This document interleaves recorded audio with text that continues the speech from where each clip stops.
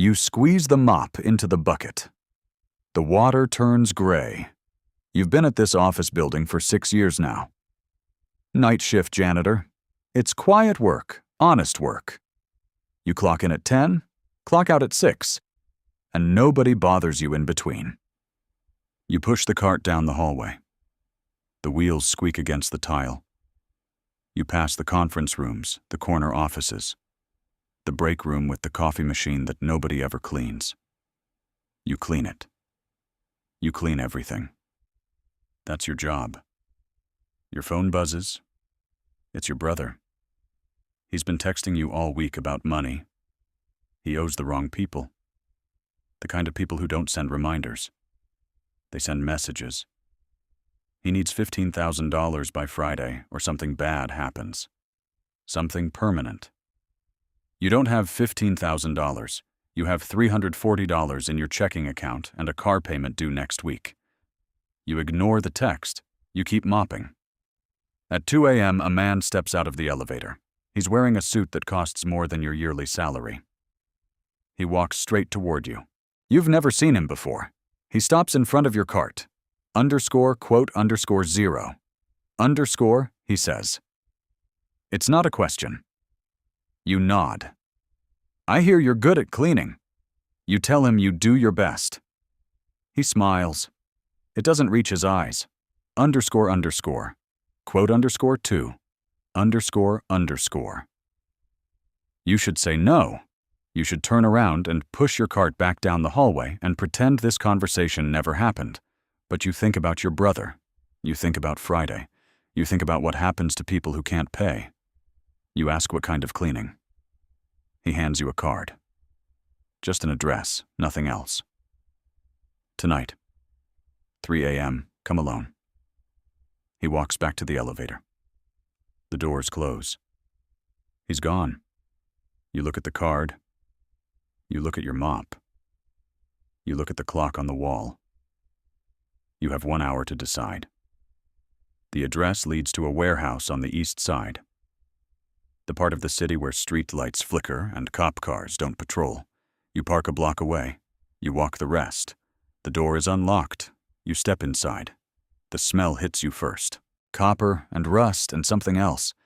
Something wrong. Your stomach turns, but you keep walking. A single light hangs from the ceiling. Under it, a man in coveralls waits for you. Behind him, on the concrete floor, is a shape covered by a plastic tarp. The tarp is not laying flat. There's something underneath it. Something big.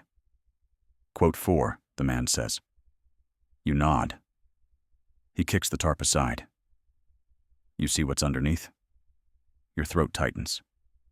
Your hands start to shake. You've cleaned up coffee spills and bathroom floors and vomit in the break room. You've never cleaned up this. Make it disappear, he says. All of it. Floor, walls, everything. When you're done, this room never existed. Understand? You don't answer. You can't. Your voice is stuck somewhere in your chest. Want. You don't count it. You just stare want. You don't count it. You just stare at the floor. He walks past you toward the door. The door slams shut.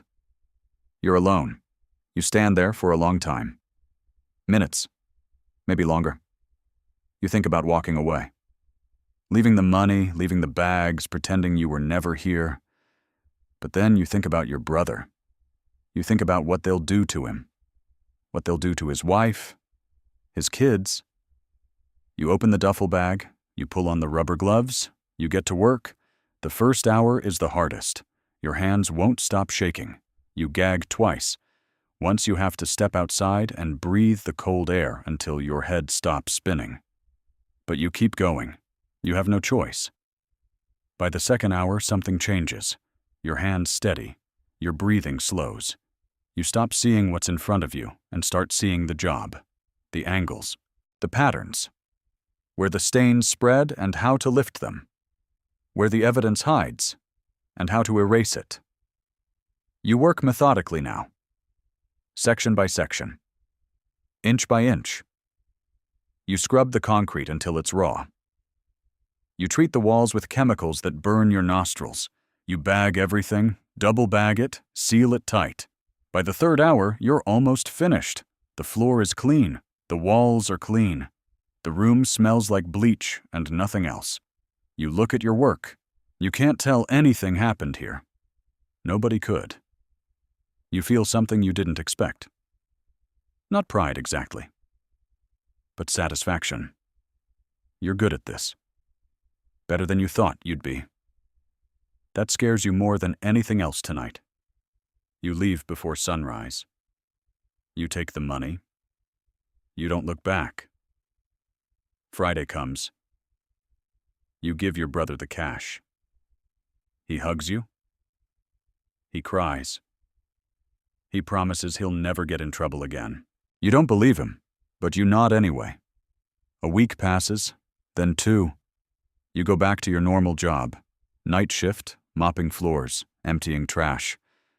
The same routine you've done for 6 years. But something is different now. The work feels small, pointless. You catch yourself looking at stains and calculating how you'd remove them. You catch yourself noticing exits and cameras and blind spots. Your phone rings. It's a number you don't recognize. You answer it anyway. Quote 10. The voice is calm. Familiar. The man from the warehouse. Quote 11. You should say no. You should hang up right now. You should throw this phone in the river and forget any of this ever happened. You say yes. The second job is easier. A car this time. You make it disappear in 3 hours. Engine, seats, trunk, everything. By morning, it's scrap metal scattered across 4 different junkyards. The third job is a boat. Small cabin cruiser. Something happened on the deck. You don't ask what. You just clean. You just collect. The fourth job is an apartment. Nice building. Doorman out front. You walk in with a toolbox like you belong there. You walk out with nothing. The apartment looks like nobody's lived there in months. Each job gets easier. Each check gets bigger. You quit the janitor job. You tell your mother you got a better offer. Private cleaning company, corporate clients. She's proud of you. She tells everyone her son is moving up in the world. You don't correct her. 6 months in, you get a call at 4 a.m. The voice is different this time. Tighter, more urgent. We need you now. Big job, triple pay. They give you an address. You recognize the neighborhood. It's nice. Really nice. The kind of place where senators live and judges raise their kids. You pull up to a house at the end of a cul-de-sac. 3 black SUVs in the driveway. Men in suits standing by the door. They wave you inside. The house is beautiful. Marble floors, crystal chandeliers, art on the walls that probably costs more than your car. They lead you to the basement. Your stomach drops. It's not 1 body. It's 4. Men in suits, slumped against the walls. A meeting that went wrong.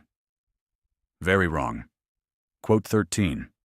Someone asks, you look at the room, the blood, the angles, the surfaces. Quote 14, you say. Quote 15. Quote 16. You don't argue. You just get to work. 4 hours and 30 minutes later, you walk out the back door. Your arms ache, your back screams, but the basement is clean, spotless. You could eat off that floor. A man hands you an envelope. You don't count it. You know it's right. It's always right. You drive home. You shower until the water runs cold. You collapse into bed and stare at the ceiling until the sun comes up. Your phone buzzes. Your mother. She wants to know if you're coming to dinner Sunday. She's making your favorite. You text back yes. You close your eyes. You try to sleep. You can't. A year passes. You've made more money than you ever thought possible. You moved into a new apartment. You bought a new car. You paid off your brother's debts and your mother's medical bills and your own student loans. You should feel good. You should feel free. Instead, you feel trapped. Every time you think about getting out, you remember what you know, what you've seen. The faces, the places, the names you were never supposed to learn. You know too much, and they know you know. Your phone rings. You answer it before the second ring. You don't even think about it anymore. Quote 17. They give you an address. You write it down. You grab your bag. You've become the best at what you do. You've built a reputation. The guy who makes problems disappear. The guy who never asks questions. The guy who always delivers. You're proud of that reputation. You worked hard for it. That's the part that keeps you up at night. It's a Tuesday when everything changes. You pull up to a motel on the highway. Run-down place. Neon sign buzzing. The kind of motel where nobody asks for ID. Room 112. You knock twice. The door opens. Inside, a man sits on the bed. He's young. Your age. Something about his face looks familiar, but you can't place it. And on the floor beside him, you freeze. It's your brother. He's not moving. Sit down, the man on the bed says. He has a gun in his lap. He doesn't point it at you. He doesn't need to. You don't sit. You just stare at your brother. At his chest. It's not rising. It's not. He owed money again, the man says. New debts. Bigger this time. He couldn't pay. Your voice comes out as a whisper. You ask why. Because he thought you'd save him. Like last time. The man shrugs. He was wrong. You feel something inside you crack. Something you've been holding together for a long time. Quote 23, the man says. Quote 24. You look at your brother. You look at the gun. Quote 25. The man continues. Quote 26. Your hands shake. Your vision blurs. You can feel your heart pounding so hard it might burst. But you've been doing this for a year now. You've learned to turn it off, to go numb, to do what needs to be done. You open your bag. You pull on your gloves. You get to work. 3 hours later, the room is clean. You stand in the doorway. The man is gone. The money is on the dresser. You don't take it. You drive home. You don't remember the drive. You don't remember parking. You don't remember walking up the stairs. You sit in your apartment in the dark. You don't turn on the lights. You don't move. Your phone buzzes. Your mother. She's asking if you've seen your brother. He hasn't called in 3 days. She's worried. You stare at the screen. You start typing. You tell her he's probably fine. You tell her he's probably just busy. You tell her you'll check on him tomorrow. You hit send. You drop the phone. You sit in the dark. And you think about who you were. The janitor mopping floors at midnight. The brother who just wanted to help. The son who made his mother proud. That person is gone now. You cleaned him up yourself. Scrubbed him away piece by piece until nothing was left. Your phone rings. You already know who it is. New job, tonight. Same address as last month. You should feel something. Rage, grief, anything. Other people. Now you can't stop. Even other people. Now you can't stop. Even when the mess is your own. Even when the blood is your brother's. Even when the stain is on your soul. You're the cleaner. That's all you are now. That's all you'll ever be.